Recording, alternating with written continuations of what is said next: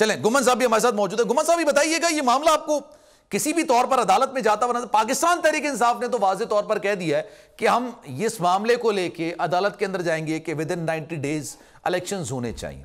अब सर, मैं आइन के आर्टिकल 45 को पढ़ रहा था तो उस वक्त उसमें लिखा हुआ है कि सदर के पास ये इख्तियार होता है कि वो इलेक्शंस की डेट दे दे, लेकिन फिर उसमें अमेंडमेंट की गई और हैरत अंगेज तौर पे आरिफ अलवी साहब ने उस पर सिग्नेचर भी कर दिए। यानी उनसे ये इख्तियार लिया जा रहा था कि अब इलेक्शन की डेट सिर्फ इलेक्शन कमीशन देगा, तो उस पर उन्होंने दस्तखत भी कर दिए। तो क्या सर अभी भी कोई ऐसे इम्कानात हैं कि सदर साहब इलेक्शन की डेट दे दें? बिस्मिल्लाहिर्रहमानिर्रहीम, thank you very much. Article 48 जिसका आप हवाला दे रहे हैं उसकी सब क्लास 5 है, जिसमें प्रेसिडेंट के पास पावर्स थी कि 90 दिन के अंदर वो इलेक्शन की डेट दे सकते थे। अब प्रेसिडेंट ऑफ पाकिस्तान ने खुद ही बिल पर साइन कर दी है, इलेक्शन एक्ट 2017, उसमें जो अमेंडमेंट की गई उसका जो सेक्शन है 47। अब ये सारा अख्तियार आ गया इलेक्शन कमीशन ऑफ पाकिस्तान के पास, उसने डेट अनाउंस करनी चाहिए। अब article 153 council of the common interest, उसको वो एक ऐसी बॉडी है जो प्राइम मिनिस्टर और चारों सूबों के सीएम और प्लस 3 मिनिस्टर्स जो नॉमिनेट किए जाएंगे बाय द प्राइम मिनिस्टर। अब उसका जो फैसला है वो already supreme court bar association ने भी चैलेंज किया हुआ है, तहरीक इंसाफ का भी सुन रहे हैं, तो वो भी अदालत में जा रहे हैं। अब बात यह है कि इसमें तमाम पार्टीज ने कंसेंसस को उसमें मंजूरी दी कि नई जो इलेक्शन है, आने वाला इलेक्शन है, वो नई मर्दमशुमारी के मुताबिक होगी। सही है। अब इलेक्शन कमीशन ऑफ पाकिस्तान को डिलिमिटेशन करने के लिए अब 3 करोड़ से ज्यादा नया वोटर है, 1 वोट 1 मैन फॉर 1 वोट। बिल्कुल। अब उसका भी तो राइट है ना, उसने भी तो अब 3 करोड़ अवाम का राइट है।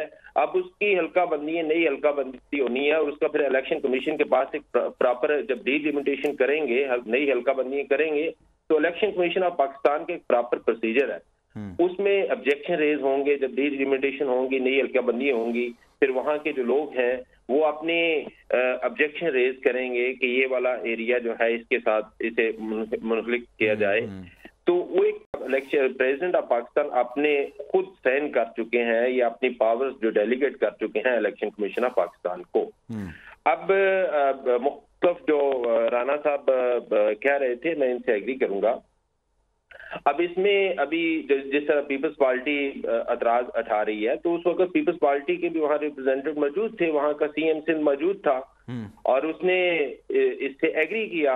अब जब इसका फैसला हो चुका है तो मेरी नजर में सिर्फ जो एक बड़ी अहम सुप्रीम कोर्ट की जजमेंट है PLD 1993 SCMR 473, उस वक्त भी कॉमन इंटरेस्ट का council of the common interest का फैसला सुप्रीम कोर्ट ऑफ पाकिस्तान में चैलेंज हुआ था। सही है। तो उन्होंने कहा ये हाईएस्ट फोरम है जो दोनों चारों सूबों के दरमियान या फेडरेशन के दरमियान के कोई भी ऐसे मामले पर इसके फैसले को चैलेंज किया गया था। तो उन्होंने कहा था ये सिर्फ और सिर्फ ज्वाइंट सेशन नेशनल असेंबली और सेनेट का जो ज्वाइंट सेशन है उसको रिस्पॉन्सिबल है।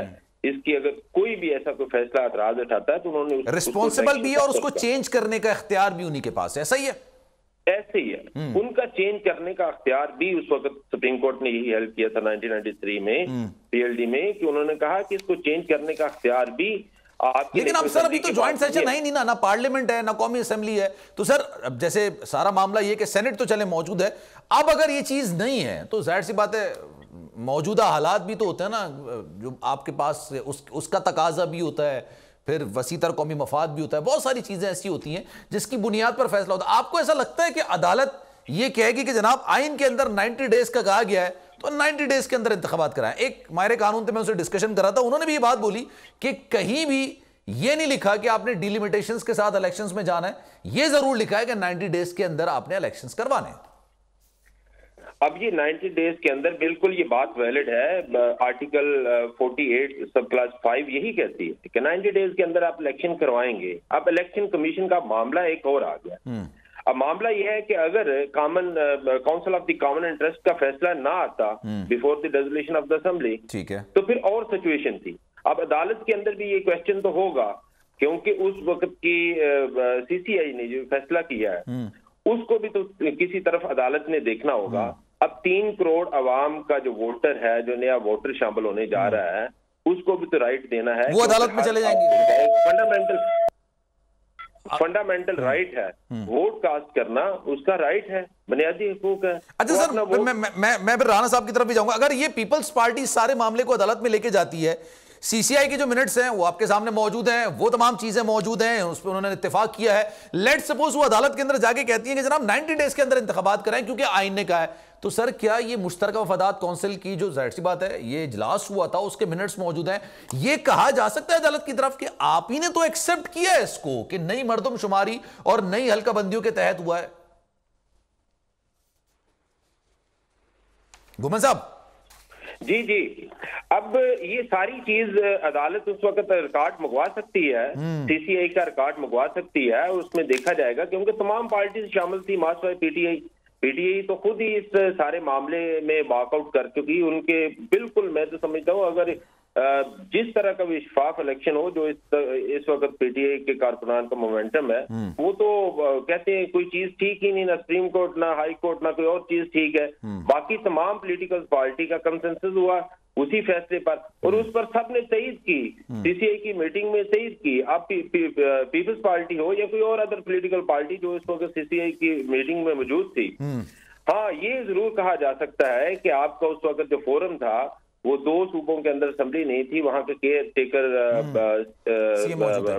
सीएम थे, चीफ मिनिस्टर थे, लेकिन ये भी आईन ने कहीं नहीं लिखा हुआ कि केयर टेकर जो है वो उसमें शामिल नहीं हो सकता। सही है। वो सिर्फ लिखा होगा जो भी सीएम होगा। अब वहां पर जो सीएम ऑलरेडी असेंबली डिसॉल्व होगी, वहां पर जो सीएम थे फोरम तो मौजूद था, उसके रिप्रेजेंटेटिव सूबे की तो रिप्रेजेंटेशन तो मौजूद थी। अब सीसीआई का मैंने आपको हवाला दिया कि उसका भी फैसला उसका भी फैसला वैलिड फैसला है, और जब उसने फैसला कर दिया तो अब इलेक्शन कमीशन आइन की रूह से, वो आर्टिकल 153 के रूह से वो भी पाबंद है उस फैसले को इम्प्लीमेंट करने का, और अब इलेक्शन कमीशन उसी की रोशनी में। सब्सक्राइब करें और बेल दबाएं ताकि कोई खबर रह न जाए।